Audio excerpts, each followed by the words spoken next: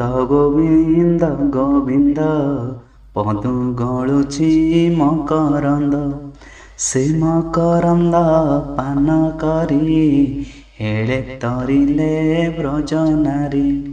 ସେ ବ୍ରଜନାରୀଙ୍କ ପୟରେ ଚିତ୍ତ ମୋର ନିରନ୍ତରେ, ଚିତ୍ତ ମୋ ନିରନ୍ତରେ ରହୁ।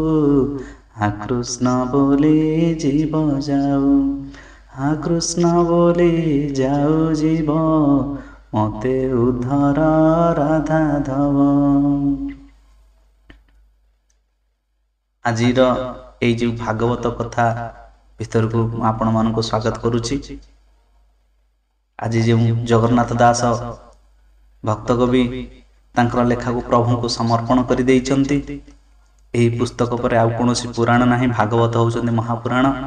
ସମସ୍ତ ପୁରାଣ ଲେଖା ସରିଲା ପରେ ଏହା ଲେଖା ହେଇଛି, ଯାହାକି ଅତିବଡ଼ି ଜଗନ୍ନାଥ ଦାସ ତାକୁ ଓଡ଼ିଆରେ ଅନୁବାଦ କରିଛନ୍ତି।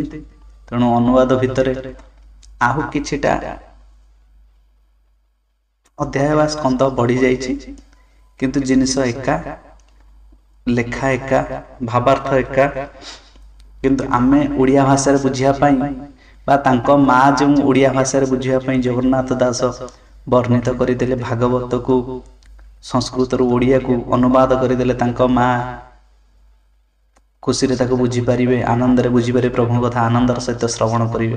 ଆଉ ଭାଗବତ ଜିନିଷ ହେଉଛି ଆନନ୍ଦରେ ଆମେ ତାକୁ ଶ୍ରବଣ କଲେ ହିଁ ତାହା ଆମର କାର୍ଯ୍ୟରେ ଲାଗିଥାଏ, ଆନନ୍ଦର ସହକାରେ।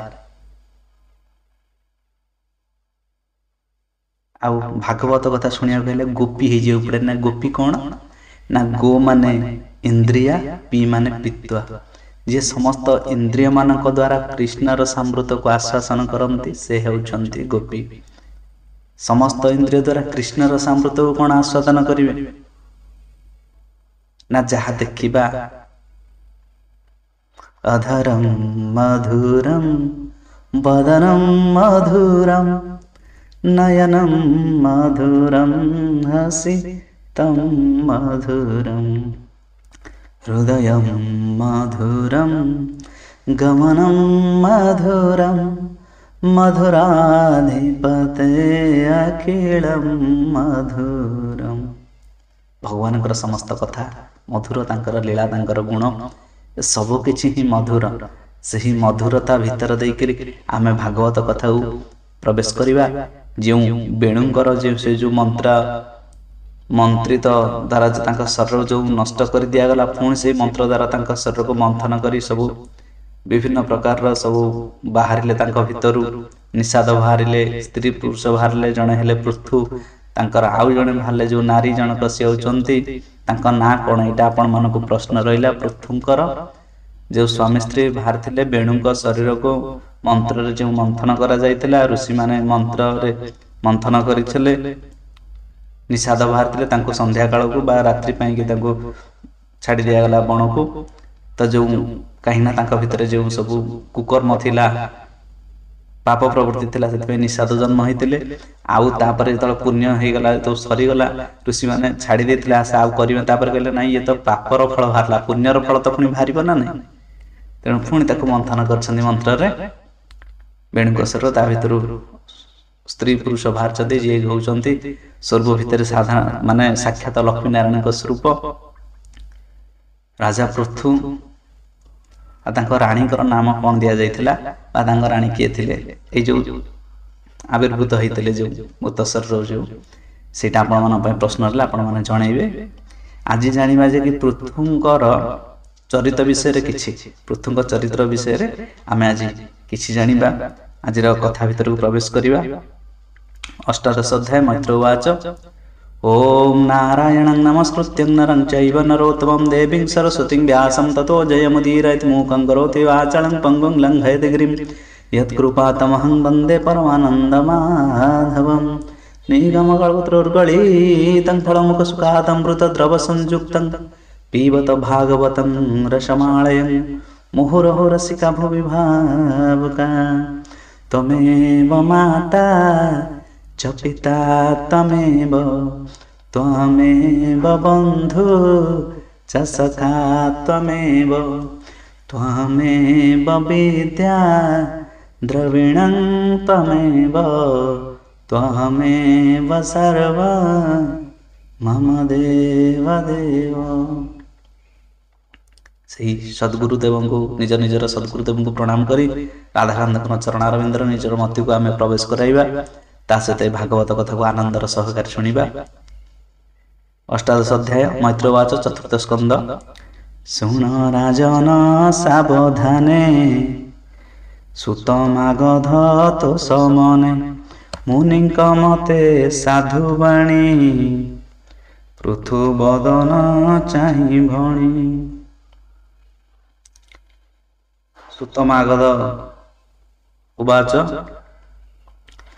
ଅମୃତମୟ ବାଣୀ କହି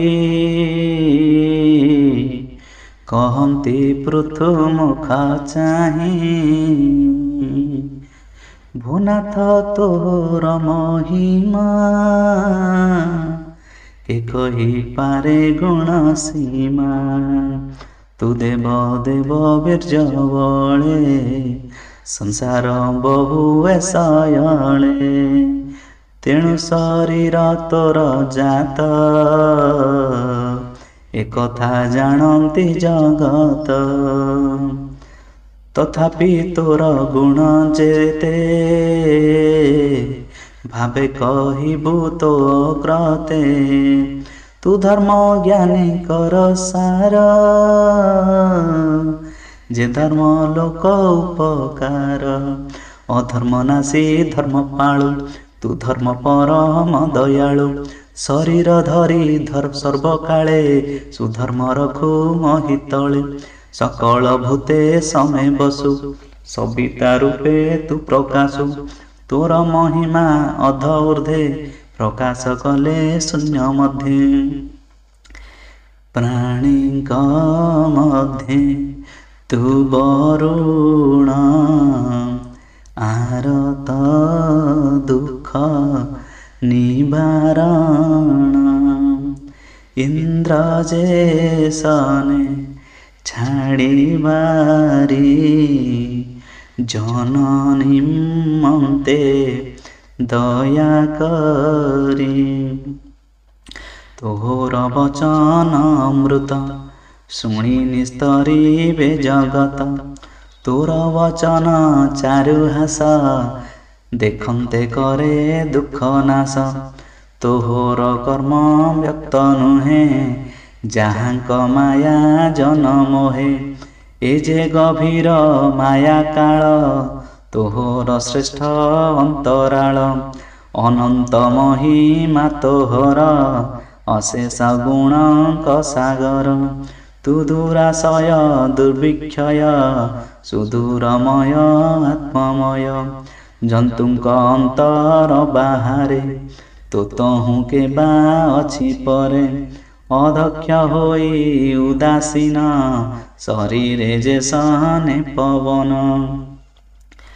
ଅଦୋଷୀ ଜନ ତୁ ନ ଦଣ୍ଡୁ ତୋର ସେବକ ଦୁଃଖ ଖଣ୍ଡୁ ଅପ୍ରତିହତ ଚକ୍ର ତୋର ତେଜେ ଯେ ସନେ ଦିବାକର ନୟନ ଆତ୍ମା ବିଚେଷ୍ଟିତେ ଆର୍ତ୍ତନାଶନ ତୁ ଜଗତେ ସେ ରାଜା ପ୍ରଜା ମନୋରଞ୍ଜେ ରାଜ୍ୟ ସମ୍ପଦ ସୁଖ ଭୁଞ୍ଜେ ସତ୍ୟ ସନ୍ଧକ ଦୃଢ଼ ବ୍ରତ ବିପ୍ର ସେବକ ବିଷ୍ଣୁ ଭକ୍ତ ଶରଣ ସର୍ବ ପ୍ରାଣୀଙ୍କର ଦୀନ ବତ୍ସଳ ମାନହର ପରର ମଣି ମାତୃପ୍ରାୟ ନିଜ କାମିନୀ ନିଜ କାୟ ରାଜାକୁ ପିତୃପ୍ରାୟ ଚିନ୍ତେ ବିପ୍ରଙ୍କ ସେବା ଯାର ନିତ୍ୟ ପ୍ରାଣୀ ବସଇ ଆତ୍ମା ପ୍ରାୟ ଦୟା ବସଇ ଯାର ଦେହେ ଶ୍ରୁହୃଦେ ଆନର୍ଦେ ବର୍ଦ୍ଧନ ବିମୁକ୍ତ ସଙ୍ଗେ ସଙ୍ଗ ଧ୍ୟାନ ଅସାଧୁ ଗଣେ ଦଣ୍ଡ ଧର ସ୍ୱଭାବେ ଶରଣ ସୋଦର মেদিনী স্তনোপয় দুহি শস্য পুরীব নাথ মহি খিল অখিল বসুন্ধরি ধেনুক অগ্রে সমসরি ত্রিগুণ বিশ্বনাথ তুহি তুজে আত্মার কলা বহি ଅବିଦ୍ୟା ବିଚରିତ ଯେତେ ତାହାକୁ ନିରର୍ଥକ ମତେ ଭ୍ରମିବୁ ରଥେ ରୁଜୁ ଧରି ଦିଗ ସମୁଦ୍ର ବନ ଗିରି ଦକ୍ଷିଣାବର୍ତ୍ତ ସନ୍ନିଧ୍ୟାନେ ଶୂନ୍ୟ ଆଦିତ୍ୟ ରଥ ଜେନେ ଭୂମିରେ ଜେହ୍ନେ ନୃପଗଣେ ଭୟ ପଶିବେ ଘୋର ବନେ ମୃଗ ଯେ ସନେ ସିଂହ ଦେଖି ପଳାଇ ବିପିନ ଉପେକ୍ଷୀ କରିବୁ ଅଶ୍ୱମେଧ ଶତ ତ୍ରିଦେବେ ଜହ୍ନେ ସୁରନାଥ ସ୍ୱଭାବେ ଅନ୍ତେ ଗଙ୍ଗା ଜଳେ ସନତ କୁମାରଙ୍କ ମେଳେ ଭକତି କରି ବିଷ୍ଣୁ ପାଦେ ଅନ୍ତେ ବସିବୁ ନିଜ ପଦେ ତୋର ଚରିତ ଇହ ଲୋକେ ପ୍ରାଣୀ ବିସ୍ତାର କରି ମୁଖେ ଏ ପୃଥୁ ପରାକ୍ରମ ତୋର ଦେବ ମାନବେ ଅଗୋଚର ତୋର ମହିମା କର୍ଣ୍ଣେ ଶୁଣି ତରିବେ ଭବ ଜଳୁ ପ୍ରାଣୀ କହି ବିପ୍ର ଜଗନ୍ନାଥ ପୃଥୁ ରାଜାର ଏ ଚରିତ ଇତି ଶ୍ରୀମଦ୍ ଭାଗବତେ ମହାପୁରାणे ପାରମହଂସ୍ୟାଂ ସଂହିତାयां बेसिकां चतुर्थ स्कंदे पृथुराजा चरित संवादे नाम अष्टादशोऽध्याय भीमस्य विरणहंग मुनेरभिमति ब्रह्मज्योति शुद्धं शुद्धं वा मम दोष न विद्यते। जय जय श्री राधे श्याम।